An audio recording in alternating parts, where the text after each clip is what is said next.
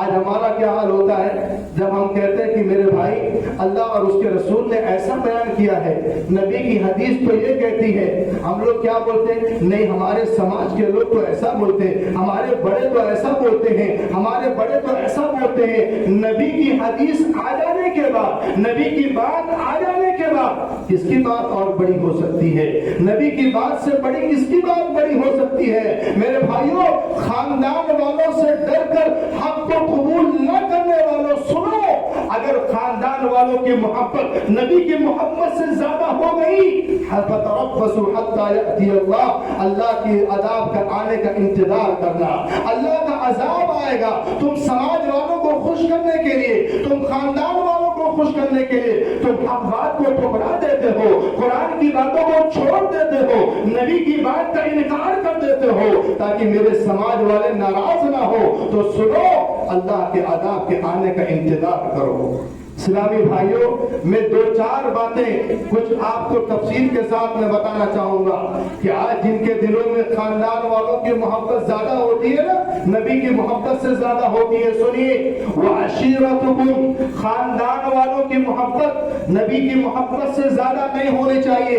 حضرت ابو سلمہ رضی اللہ تعالی عنہ اور آپ کے ساتھ آپ کی بیوی ام سلمہ رضی اللہ عنہا اور آپ کے دونوں کے ساتھ آپ کے بیٹے، آپ کے فرزند جب مکہ سے مدینہ، تینوں باپ بیٹے جب مکہ سے مدینہ ہجرت کرنے کے لیے جانے لگے، راستے میں معلوم ہوتا ہے، ابو سلمہ کے گھر والوں کو معلوم ہوا کہ جو ہے میرے بچوں کو میرا بیٹا لے کر جا رہا ہے، تو ابو سلمہ کے گھر والے پہنچ جاتے ہیں۔ ام سلمہ کے گھر والوں کو معلوم ہوا کہ میرا داماد جو ہے میری بیٹی کو لے کر مدینہ جا رہا ہے، تو اب ام سلمہ رضی اللہ تعالی عنہا کے گھر والے پہنچ جاتے ہیں، اور پہنچ جانے کے بعد جو ہے ابو سلمہ کے گھر والے بچے کو لے لیتے ہیں، ام سلمہ کے گھر والے ام سلمہ کو لے کر چلے جاتے ہیں۔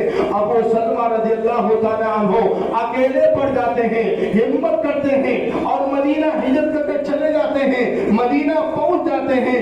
باپ الگ ہے، بیٹا الگ ہے، بیوی الگ ہے، بیوی شوہر سے جدا ہو گئی، بیٹا باپ سے جدا ہو گیا، تینوں مقام پر ہیں۔ ایک مہینہ تک ام سلمہ رضی اللہ تعالی عنہ روتی رہی، جب زیادہ ہو گیا تو ام سلمہ کے گھر والوں کو ترس آیا اور انہوں نے ام سلمہ رضی اللہ تعالی عنہ کو مدینہ جو ہے ان کے شوہر کے پاس بھیج دیا۔ میرے بھائیوں، یہ قربانی کیوں دیا ہے؟ یہ قربانی خاندان والوں کی محبت سے زیادہ نبی کی محبت کو فوقیت دیا، اور کہاں کچھ بھی ہو جائے، خاندان والے میرے بچے کو لے جائیں، میری بیوی کو لے جائیں، وہ برداشت ہے، لیکن میرے نبی کی محبت جو ہے آگے کم ہو جائے، یہ مجھے برداشت نہیں ہے۔ میں اپنی نبی کی محبت کو آگے رکھوں گا۔ اور نبی کی محبت میں ابو سلمہ رضی اللہ تعالیٰ عنہ وہ جو ہے مدینہ ہجرت کر کے چلے جاتے ہیں۔ میرے بھائیوں، آج بیویوں سے محبت کرتے ہو، بیویوں سے محبت ہونی چاہیے، لیکن جب نبی کا فرمان آ جائے، نبی کی بات آ جائے، تو بیوی کی محبت کو قربان کرنا ہوگا اور نبی کی محبت کو آگے رکھنا ہوگا۔ یاد کیجئے حضرت حنظلہ رضی اللہ تعالیٰ عنہ کو، حضرت حنظلہ رضی اللہ تعالیٰ عنہ ابھی نئی شادی ہوئی ہے، کل شادی ہوئی ہے، اور رات میں صبح ہو کر کے، یعنی رات کے بعد جب صبح ہوتی ہے، اعلان ہوتا ہے کہ میدان جنگ میں چلنا ہے، ہمیں لڑائی کرنی ہے۔ حضرت حنظلہ رضی اللہ تعالیٰ عنہ نے اپنی بیوی نئی نویلی دلہن جو ابھی کل دلہن بن کر آئی ہے، آج میدان جنگ میں نبی کا اعلان ہو چکا ہے اور جانا ہے۔ میرے بھائیوں، کیا کہتے ہیں؟ اے میری بیوی، نبی کا اعلان ہوا ہے، ہمیں میدان جنگ میں شریک ہونا ہے، ہمیں دین کے لیے کام کرنا ہے۔ میرے بھائیوں، بیوی کیا بولتی ہے؟ اللہ اکبر، خاتون ہو تو ایسی، بیوی ملے تو ایسی۔ بیوی کیا بولتی ہے؟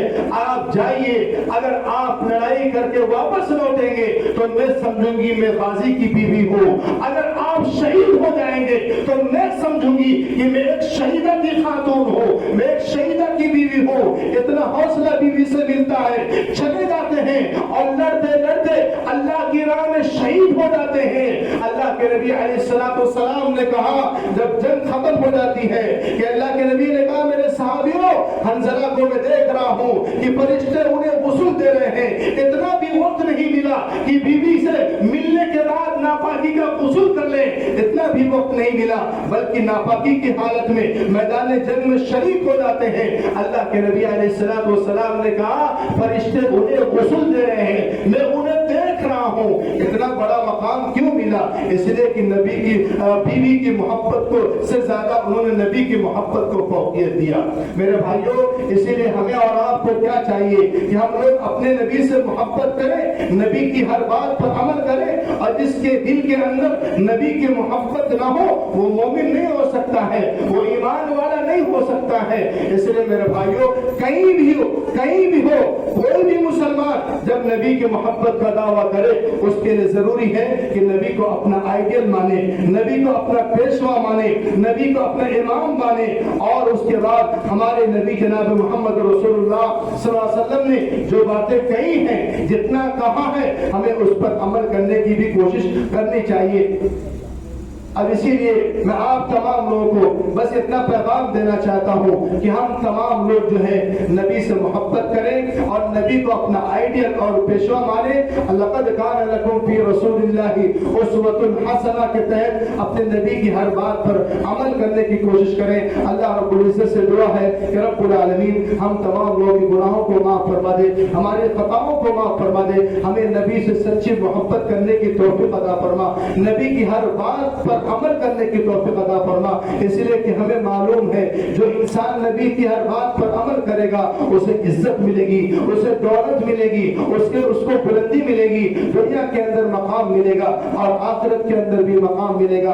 अल्लाह हमें नबी से मोहब्बत करने की, नबी की हर बात पर अमल करने की तौफीक अता फरमा दे। अल्लाह हमारे जिन भाइयों ने इस प्रोग्राम को ऑर्गेनाइज किया है, इस प्रोग्राम को सजाया है, अल्लाह उन भाइयों को हौसला दे, हिम्मत दे और मजीद इस बात की तौफीक दे कि वो कुरान और सुन्नत की बातों को लोगों तक पहुंचाएं और उन लोगों तक कुरान और सुन्नत के पैगाम को पहुंचाने की वो कोशिश करें। रब्बुल आलमीन हम तमाम लोगों को दीन की बातों को सुन करके उस पर अमल करने की तौफीक अता फरमा दे। आमीन या रब्बल आलमीन। व सल्लल्लाहु अला नबियना मुहम्मद व अला आलिहि व सहबिहि अजमईन। वस्सलामु अलैकुम व रहमतुल्लाहि व बरकातुहू।